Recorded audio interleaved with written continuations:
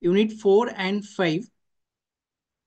Today we are going to cover Unit 4 and 5 of this block 2, that is structure and functions of rural institution. So today we are going to cover Unit 4, that is institutions for rural credit, and Unit 5, that is society for elimination of rural poverty. Okay, so let us first understand the structure and functions of rural institutions. This we have already covered in our previous class.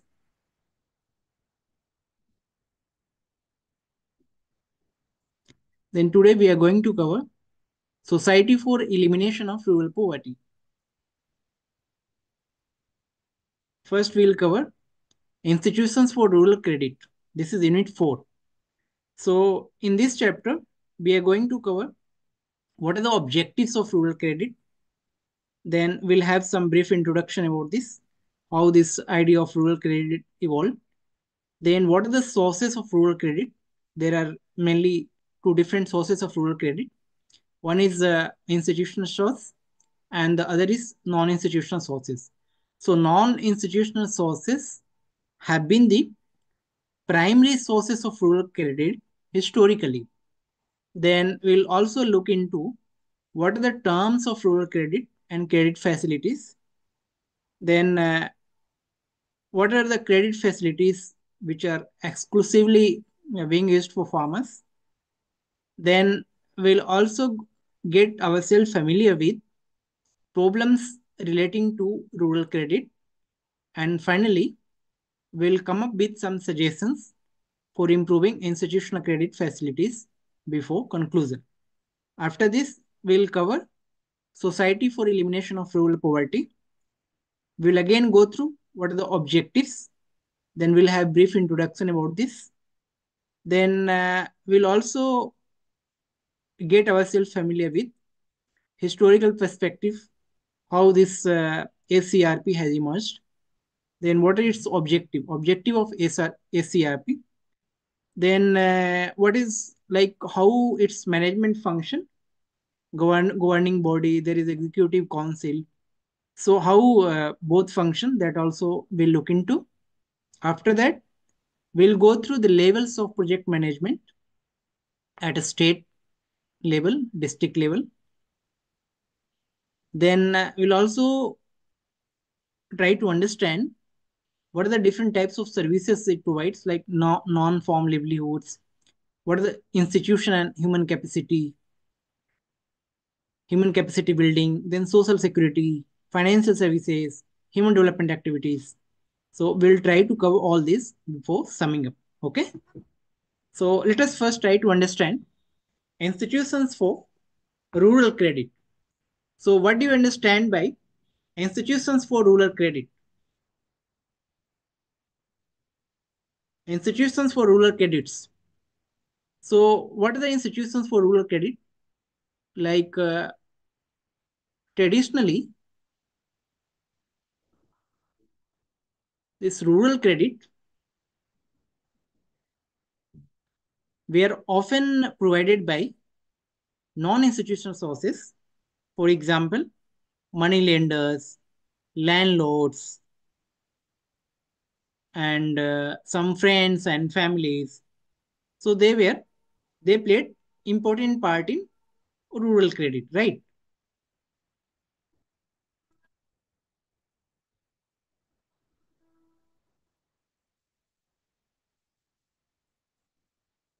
I hope I'm clear.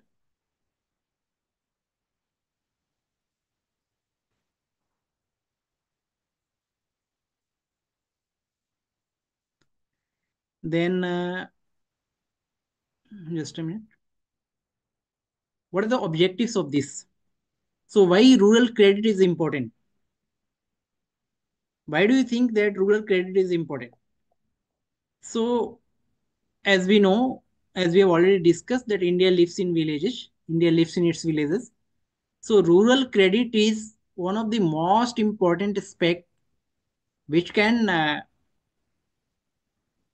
play a very significant role in rural development of the country, because there is a need for credit in order to generate new economic activities for rural farmers or even for capital investment in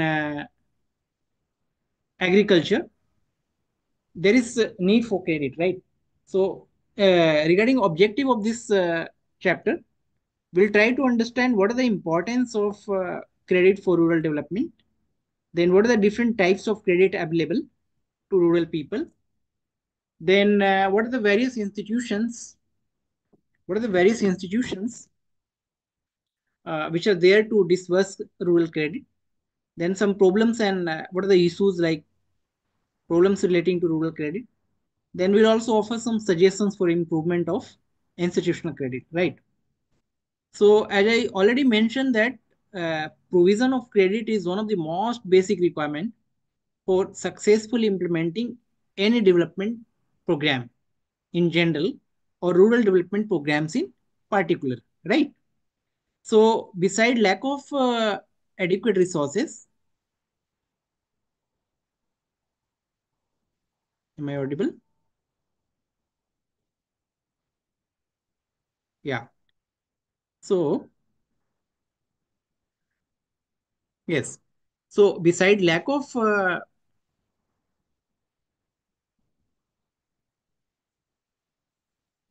just a minute. Yeah, I hope I'm audible. Yeah, I'm audible, I think. So beside lack of adequate credit facilities, uh, it affects all the development activities which we plan in our rural India.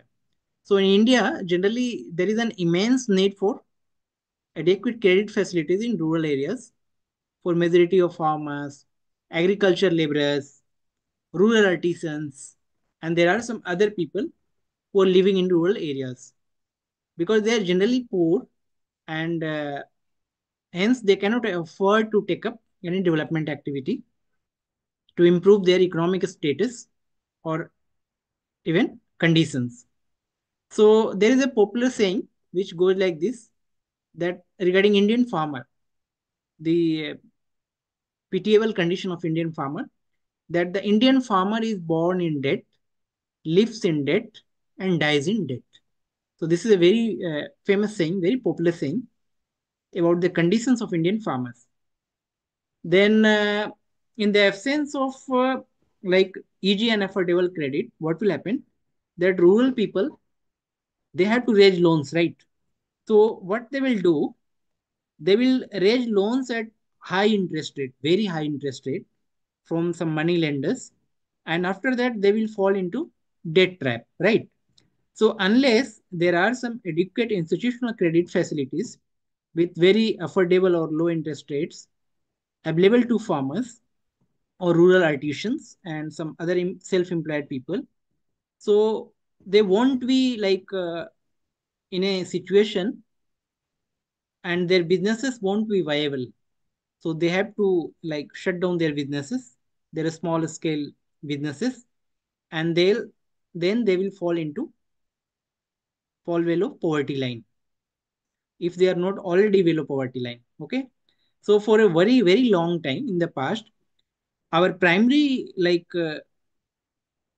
focus or primary source of rural credit in India, it was money lenders and landlords. So after independence, what happened? That the government adopted an institutional credit approach. How it did? It basically provided some agencies like credit cooperatives, commercial banks, regional rural banks, self-help groups, and etc. to provide adequate and affordable credit to rural people at a cheap interest. So, moreover, with growing modernization of agriculture and like consumer-centric lifestyle nowadays, even after, especially after the Green Revolution period, the requirement of rural credit has increased manifold.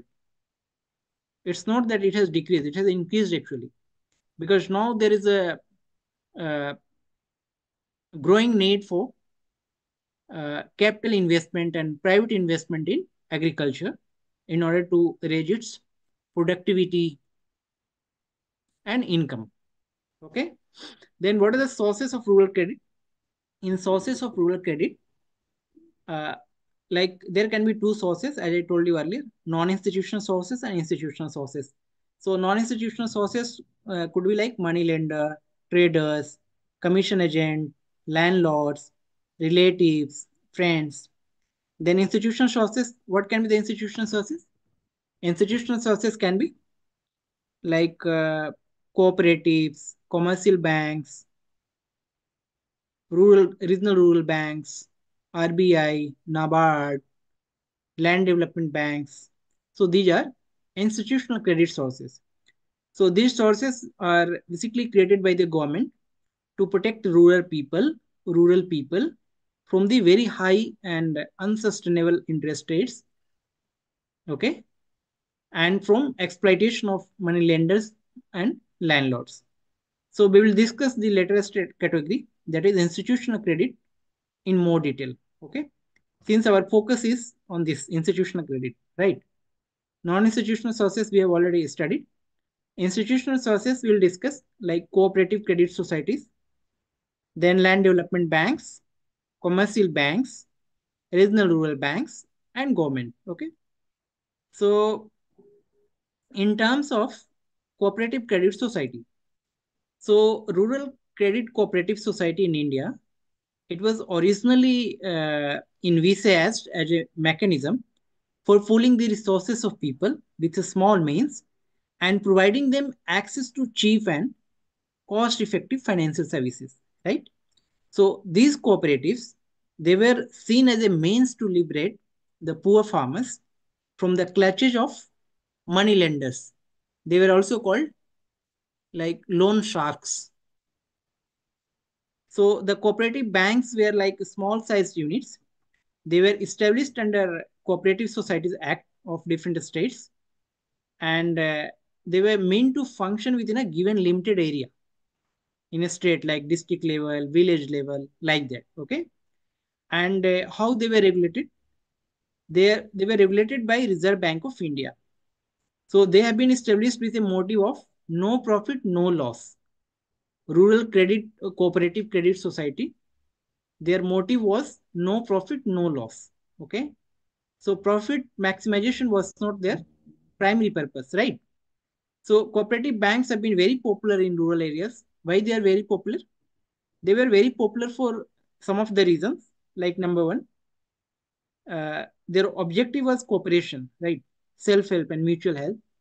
Then they protected rural people from clutches of loan sharks like money lenders and landlords, and from their exploitation. Then these banks have better local reach because they were closer to people. Then they were also having in-depth knowledge of local areas, their conditions, problems. Then these banks also were having very strong personal relation with their customers as they were closest to people, right? Then their working principle was no profit, no loss, I told you. Then their interest rates were very competitive, both for deposit and loans, both. Okay. So in India, we have a three-tier short-term rural cooperative structure. Tier 1 is state cooperative banks at the state level. Then tier 2 is central cooperative banks. This is also called district central cooperative banks. Okay. Then the third tier is primary agriculture credit societies, PSCS. For example, the Kerala State Cooperative Bank Limited, Maharashtra State Cooperative Bank Limited, Mizoram Cooperative Apex Bank, Tamil Nadu, West Bengal, Delhi. Okay. So I hope this you understood. Then the next important institution sources of credit is commercial bank.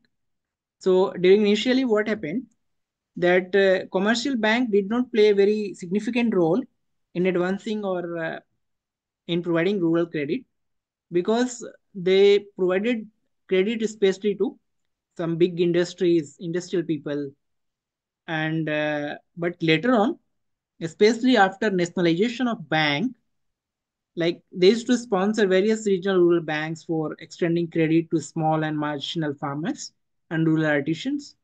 But after nationalization of banks, commercial banks, in 1969, and then later in 14 banks were nationalized in 1969. Then another eight banks were nationalized in 1980. So after nationalization of banks, there were increased focus on rural credit by these banks. Then regional rural banks. They are the uh, another institution sources of credit. They were established uh, under the provisions of an ordinance which was passed in 1975, which they adopted Regional Rural Banks Act 1976 to provide sufficient banking and credit facility for agriculture and other rural sectors. Okay. Then the next important thing is uh, the incorporation, regulation, and binding up of regional rural banks were of the view that developing rural economy by providing for the purpose of development of agriculture, trade, commerce, industry, and some other productive activities in rural areas. So there was a very famous committee, if you could recall, called Narsimham Committee Working Group. So this committee was set up on the recommendation of Committee Working Group. It was a tenure of our former Prime Minister Indira Gandhi.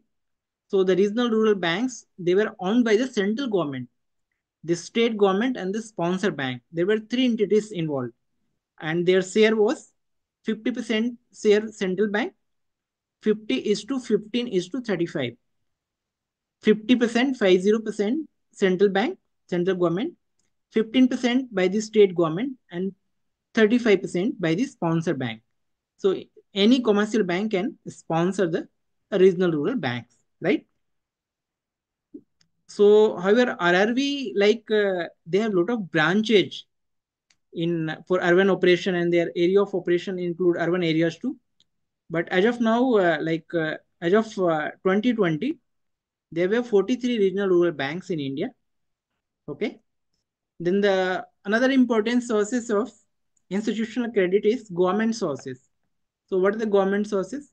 Sometimes government also provide loans, agriculture loans, Act of 1884, then Takvi loans.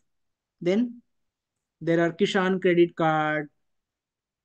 Then what are the terms of rural credit and credit facilities? Rural credit facilities, they can be classified into three types basically: short-term credit, medium-term credit, and long-term credit, right?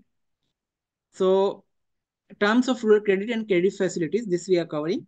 So in terms of short-term credit, normally Indian farmers require credit to meet their short-term needs, like purchasing seeds, purchasing inputs basically, seeds, fertilizers, paying wages to hired workers for a period of less than 15 months. Okay. So if it is less than 15 months, it comes under category of short-term credit. Okay. So and such loans are generally repaid after harvest. Then the next type of credit is called medium-term credit. That is medium-term credit, right? So in terms of medium-term credit, what happens? I'll show you here.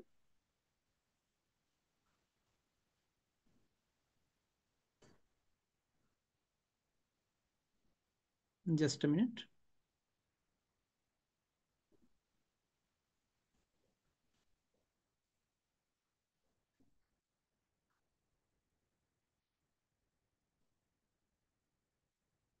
Is this visual?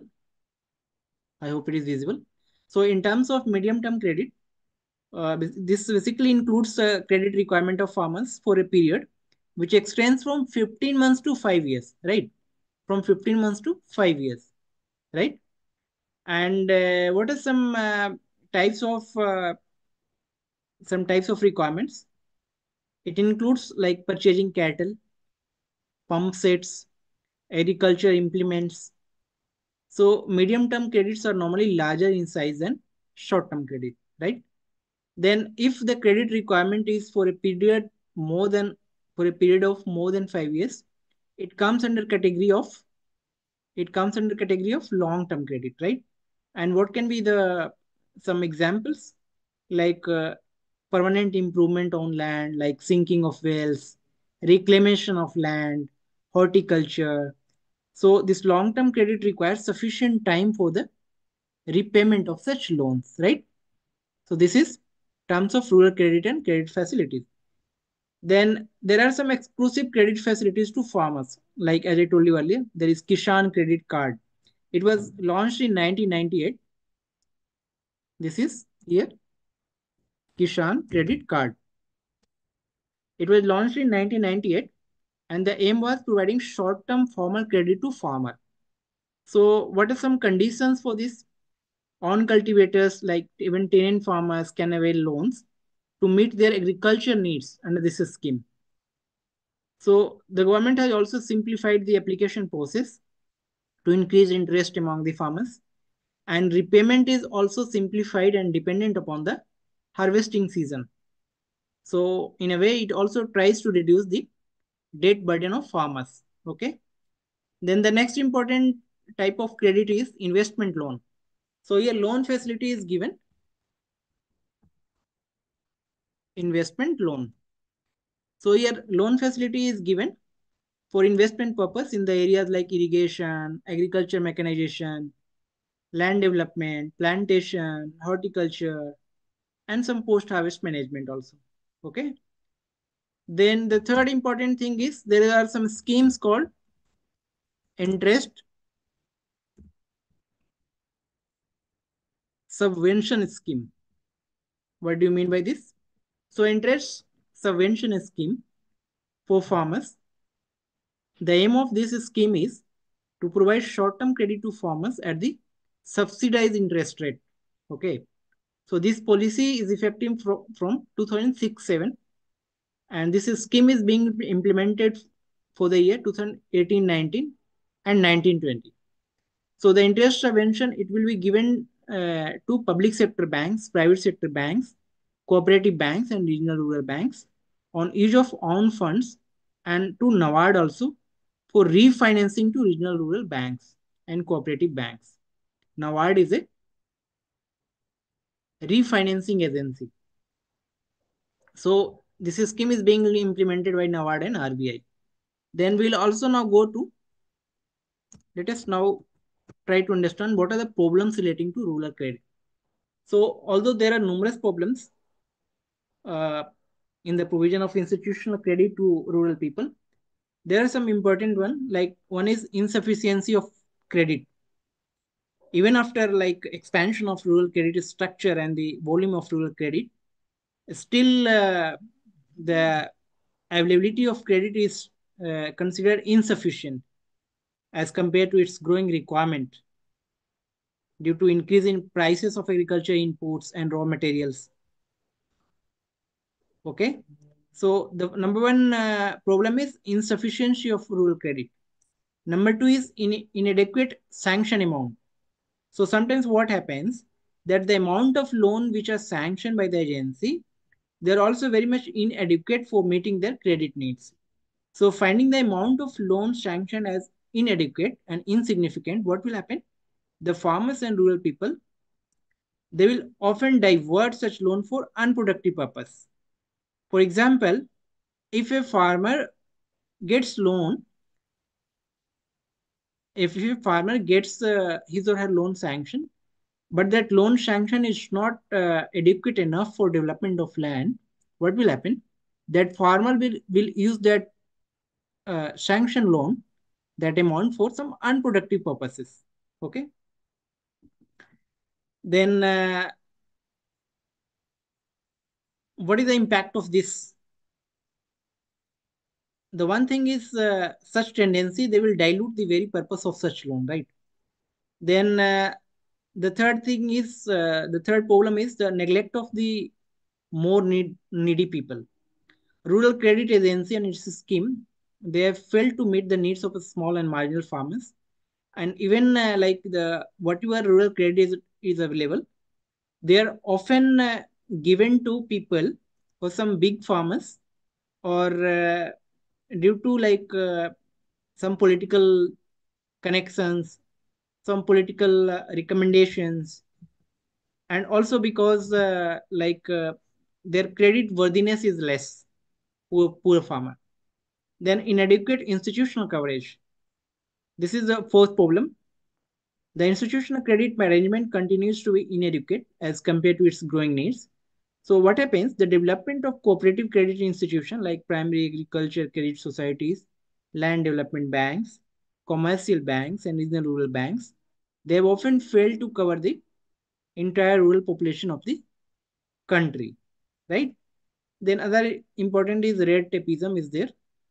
Like often the procedure is like often rural people, rural farmer, they are made to run from pillar to post in order to get their loan sanction.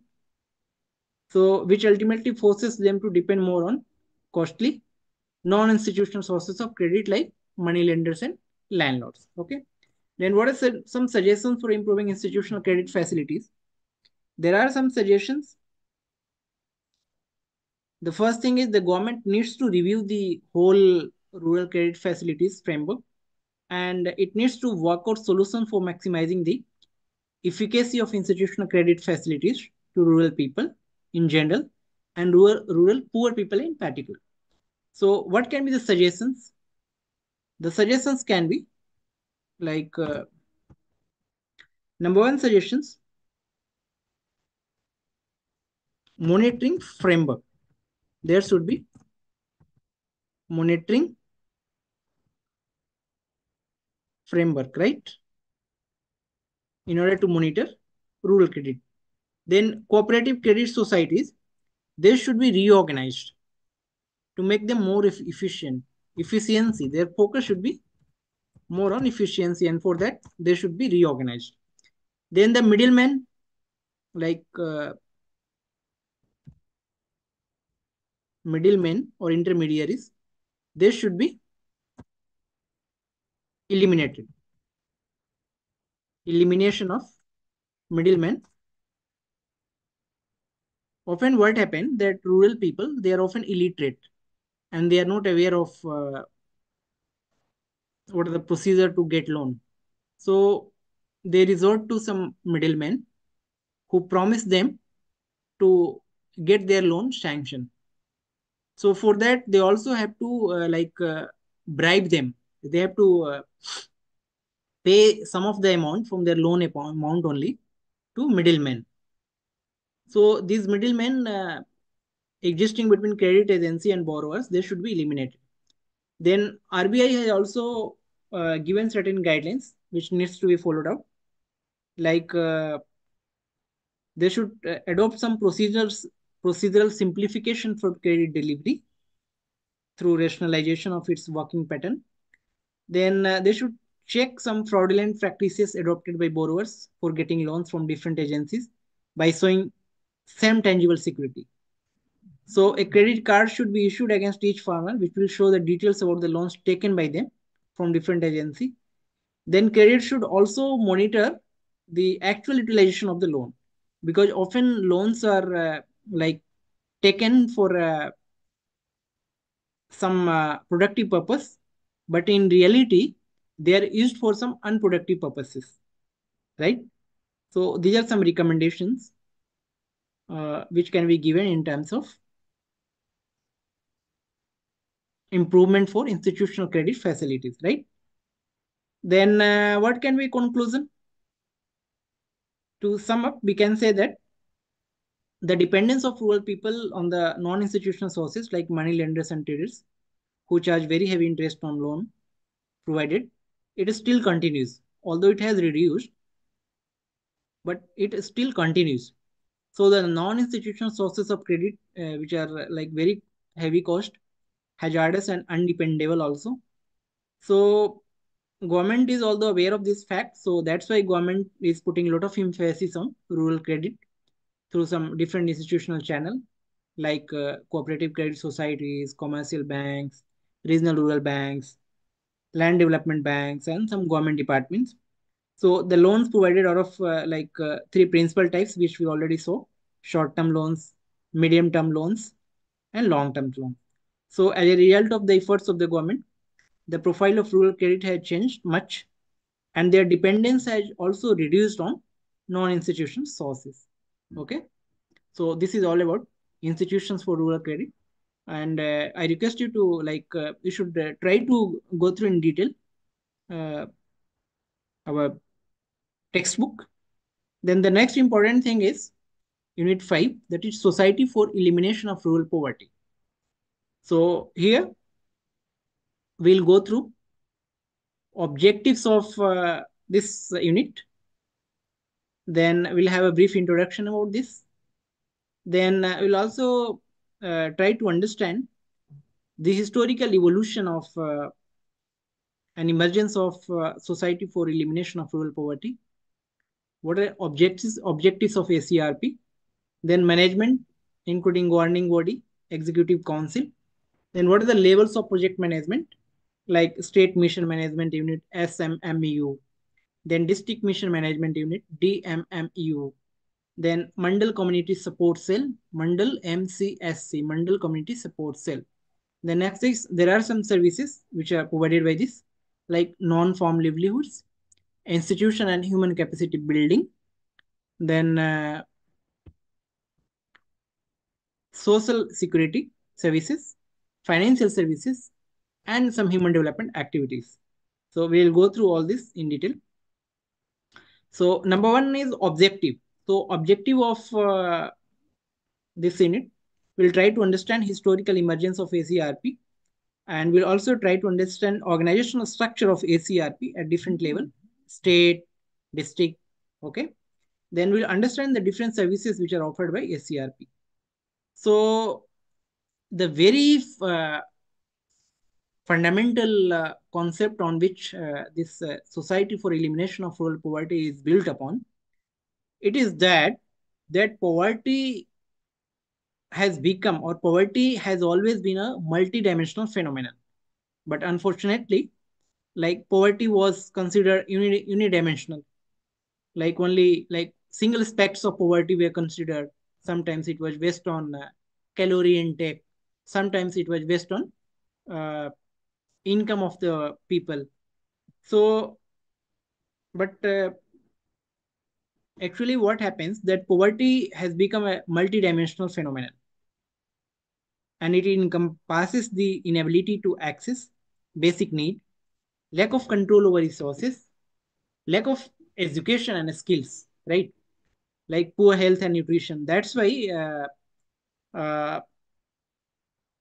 there is a emergence of even UNDP has come up with a new concept of multi poverty index, multi-dimensional poverty index, right? Multi-dimensional issues. So in the early 1990s, like UNDP, United Nations Development Program, it proposed to address the issue through the community, by community-based organization. That is how community-based organization, often known as CBOs, they emerged. So Society for Elimination of Rural Poverty, it is basically an autonomous society of the Department of Rural Development, Government of Telangana, and it is registered under Public Society Act in the year 2000. And its objective was to extend its services to rural areas in the state of Telangana. So ACRP is having a very sensitive support structure to facilitate poverty reduction through social mobilization and improvement of livelihoods of rural poor in Telangana. Okay. So it is basically implementing a state-wide community-driven rural poverty reduction project or program, which enables the poor to improve their livelihoods and quality of life through their own community-based organization. Right? Hope this is clear, right? Then another important thing is,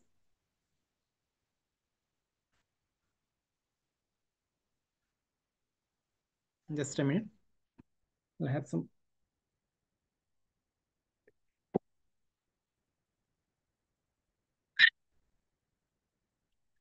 Then historical perspective, like in the year 1996 to 2000, there was one project called South Asia Poverty Alleviation Project, SAPAP.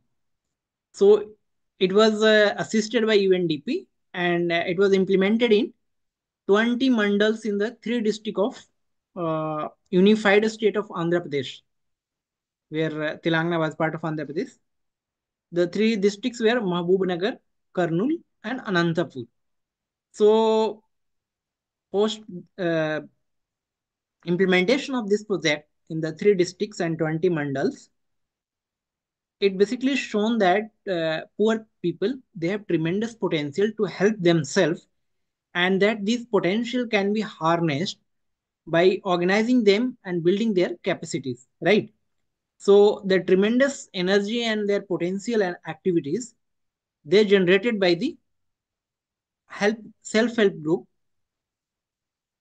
in the state. They have further reinforced, or we can say that reaffirmed, the importance and efficacy of a participatory model for development. Okay, so then again, district poverty initiative projects DPIP from 2000 to 2006, it was implemented in 180 poor and backward mandals in 6 districts like Adilabad, Mahbubnagar, Anantapur, Chittoor, Vijayanagaram, and Srikakulam, again of United States of Andhra Pradesh.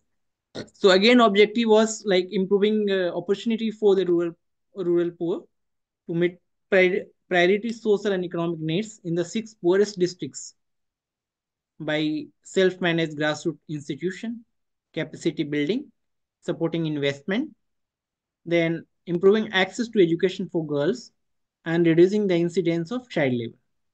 Then the next important project was Rural Poverty Reduction Project. From 2003 to 2007, it was implemented in 792 mandals in 16 districts of Andhra Pradesh. Right. Again, its objective was like to ensure self-reliant and self-managed community-based organization for rural poor, to ensure asset creation and income generation, then to also test innovative programs to address risk related with ICDS, land-based activities, higher educational levels, particularly among girl children. Then to facilitate local institutions. Then the Society for Elimination of Rural Poverty, Government of Telangana, it came into being as a part of Society Registration Act in the year 2000. So what are some important objective of this? Its objective were building a strong, sustainable institution for the poor. Then financial access, livelihood value chain, sustainable and diversified livelihoods. Then human development value chain, another objective. Then the next is accessing social safety nets and entertainments. These were objectives of ACRP. They were mainly focused to implement some district poverty initiative project in its entirety, in total, and they wanted to contribute for the betterment of lives of poor, rural people. They also want to implement the World Bank supported anti-poverty project in some designated project areas. Then another objective was to evolve some strategy and approaches for empowerment of poor people and reduction of poverty through social mobilization and building institutions of the poor. Then the next is to implement various development programs which were already running. They were meant for rural poor people, and they also wanted to work closely with panchayats at every level and some other local institutions to address the needs of the rural poor.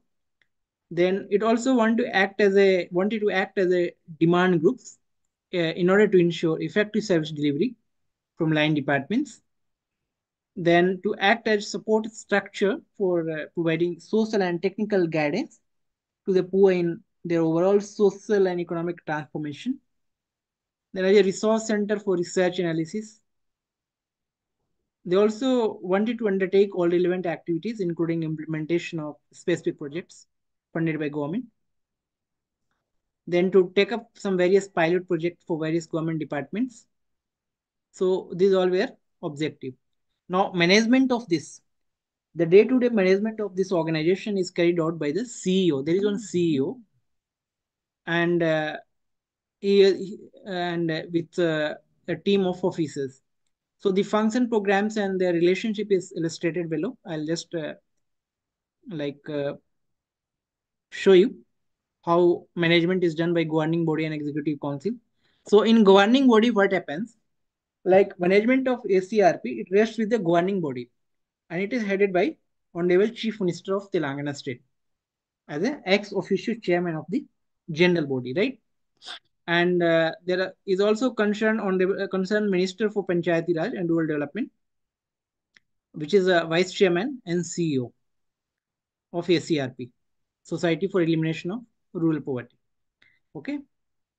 Then there are some general body. It also comprises some representation from other stakeholders, including large presence from community-based organization, 25 members with 5 ex officio government officials and 20 representing leading agency and some individuals contributing to rural development, community mobilization, and poverty alleviation. And it gives broad policy direction to and overall guidance for the functioning of ACRP, Society for Elimination of Rural Poverty. Then the next is Executive Council.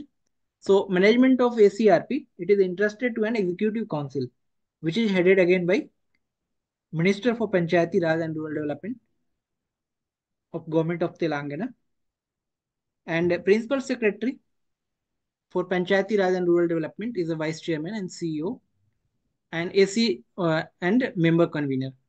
So the President of Executive Council is a Vice Chairperson of the governing body, right?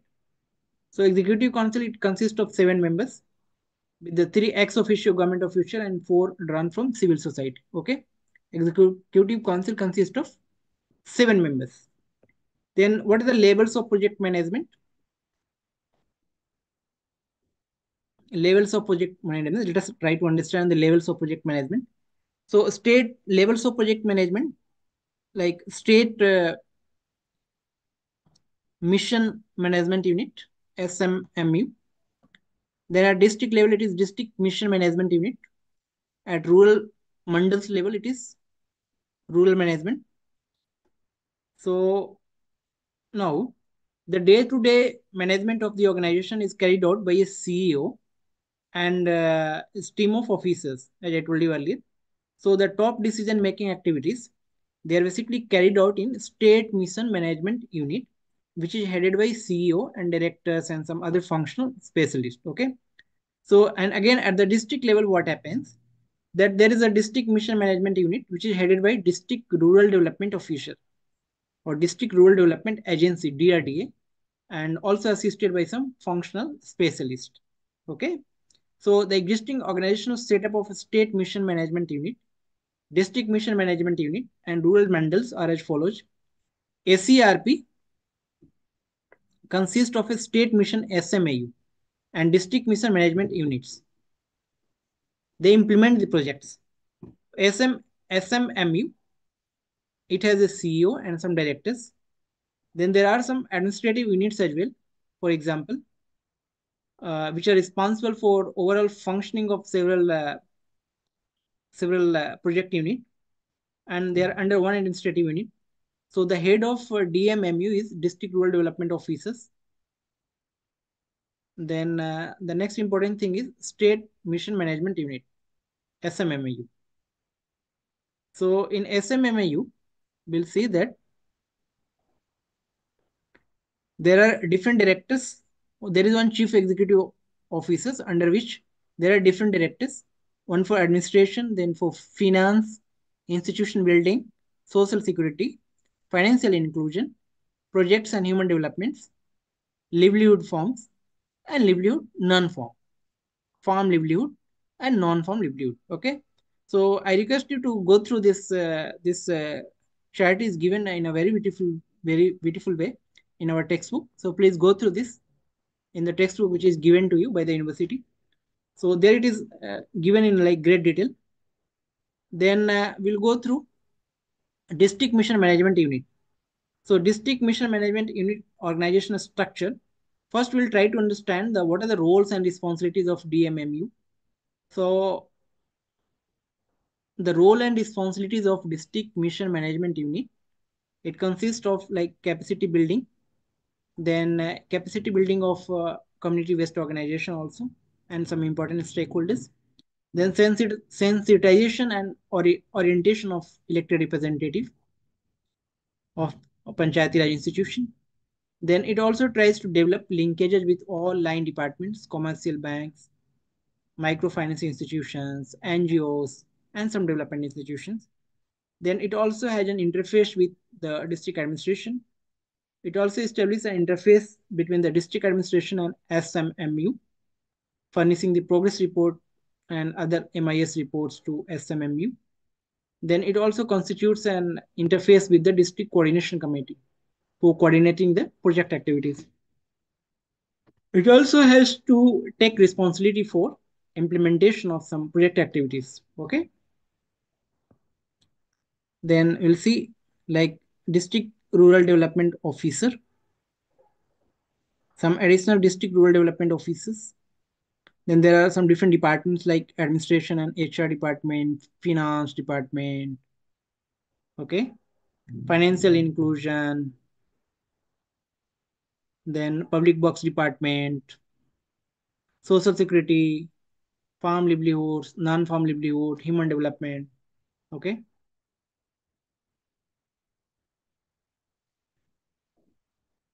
Then the next important thing is there are some services. Before services, there are some services which are part of non-farm livelihood and farm livelihood. So what does ACRP does here? It's basically tries to increase the livelihood opportunity for the poorest of poor households in rural India, in rural Telangana. Then it tries to ensure some additional income by promoting at least one non-farm micro enterprises. Then it also like there are some. It also focus on products which are produced at local. They shall be sold out in the same village so that there is a generation of supply and demand both in the same village. Then the qualitative and hygienic products shall be made available to all the members. The products which are being made, they should be qualitative and hygienic also. Then, in order to address and accomplish the core objective of the project, focus is also given on these different types of enterprises like production enterprises, for example, phenol making, food waste products making, candle making, etc. Then services enterprises. What are the services enterprises? They're like barber shop, two or four wheeler repair shop, tailoring shop, meat shop, etc. Trading enterprises like kirana shop, bangles store, bags store, bag shop. Then social based enterprises, nutrition and hygiene based enterprises which focus on nutrition like chicky, egg based, local products, sanitary napkins, liquid hand wash, toilet, etc. Right? Okay. Then after that, the next important thing is CBO, community based organization structure. So Jila Samakya is the federal of Mandal Samakya, Jila Samakya, and it takes up activities that are beyond the scope of a Mandal Samakya. So it has similar organizational structure like Mandal Samakya. So this structure also you can go through. Then the next important thing is there are some details regarding Mandal Samakya, that village organization. They federate at Mandal level to form a Mandal Samakya. So the three or five office bearers from each village organization, they form the general body of a Mandal Samakya. Then Mandal Samakya Executive Committee here, Mandal Samakya Executive Committee. They comprise of presidents of all members of village organization, and they in turn they select their five office bearers to manage the functioning of a Mandal Samakya. So the Mandal Samakya will basically conduct its meeting twice in a month, and the general body meeting at least once in a 6 month. Executive council meeting in twice in a month. Okay. And every Mandal Samakya has 6 functional committees. For example, as it is shown here, like functional committees, accountant, computer operator, etc. Right? Then MS Mandal Samakya general body. This is a structure. This you can just go through. Then village organization. The second tier of the institution building is the federation of SHG, either at village cluster level or village level. So the village organization, it basically operates as a forum to voice the problems of the poor in villages, and it raises resources required to take up some appropriate development intervention. Okay, the VO general body. Then next comes self-help groups. So what are the self-help groups? Institution and human capacity building. Then social security, self-help group. So self-help groups, they are basically small homogeneous groups of 10 to 20 members from similar socioeconomic conditions and backgrounds, and they together form a group on the basis of self-selection process at the village level. So the self-help groups, they would conduct either weekly or fortnightly or monthly meetings on a scheduled day, time, and place. The SHG, what it does, it accesses external loans either from commercial banks or village organization when there is a deficit of funds for financing microcredit plans of members. Then each SHG, it select 2 or 3 office bearers who is whose primary responsibility will include facilitation of various activities at group level, representing the group in different forums, and signing on the check. Then the next thing is social security organization. Social security. So social security services.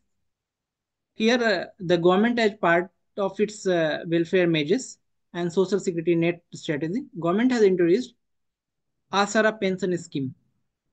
Do you remember this? It was introduced in 2014, and objective was to ensure a secured life with dignity for all the poor. Asara pension scheme is meant to protect most vulnerable sections of society, particularly old people, disabled people, widows, people with HIV, filaria affected people, etc. Right? There are some important schemes like Abhaya Hastam, which are a type of social security scheme, right?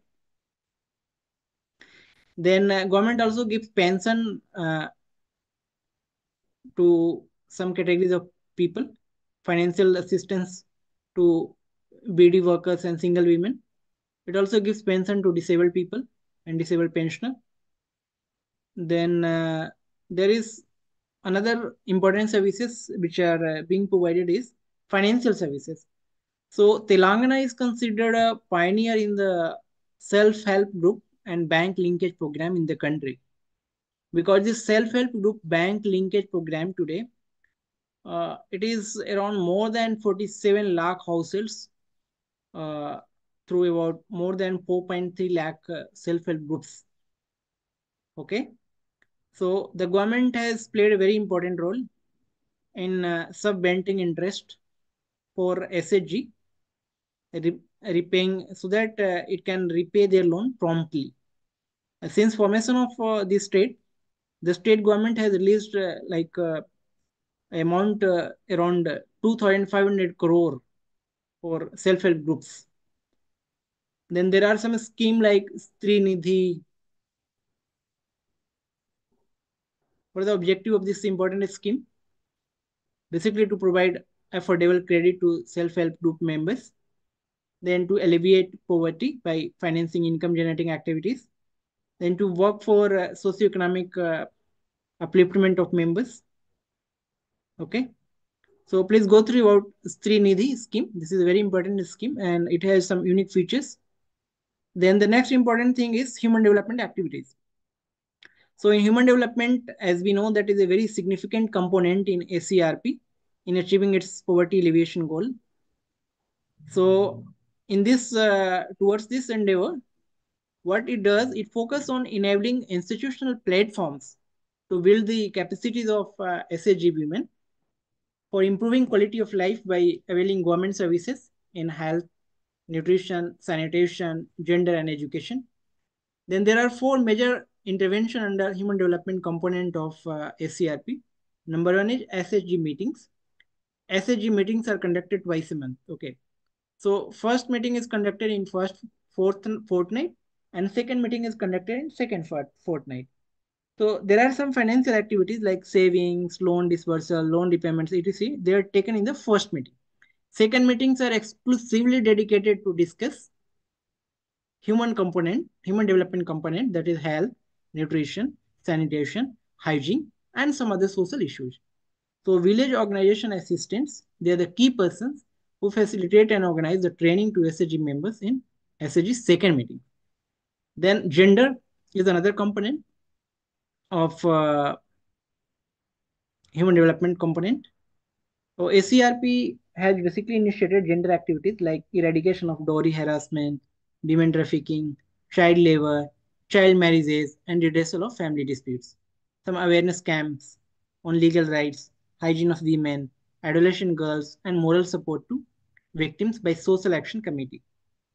Okay, so this is also important. Gender is also important component of human development by ACRP. Then the third is Nutri Garden. Nutri Garden and Backyard Kitchen Garden program. It has been promoted to develop a habit among the family members of SHG women so that they can consume vegetables and promote dietary diversification among rural community for improving the nutritional status of SHG women and their households, SHG women household and their family members. Then the last thing is community managed rehabilitation services, CMRS.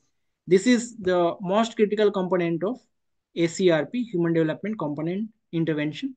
So it mainly focuses on providing rehabilitation services and enhancing livelihood, functioning and community integration of person with disabilities and their families, right? So now to sum up, we can say that the mission objective of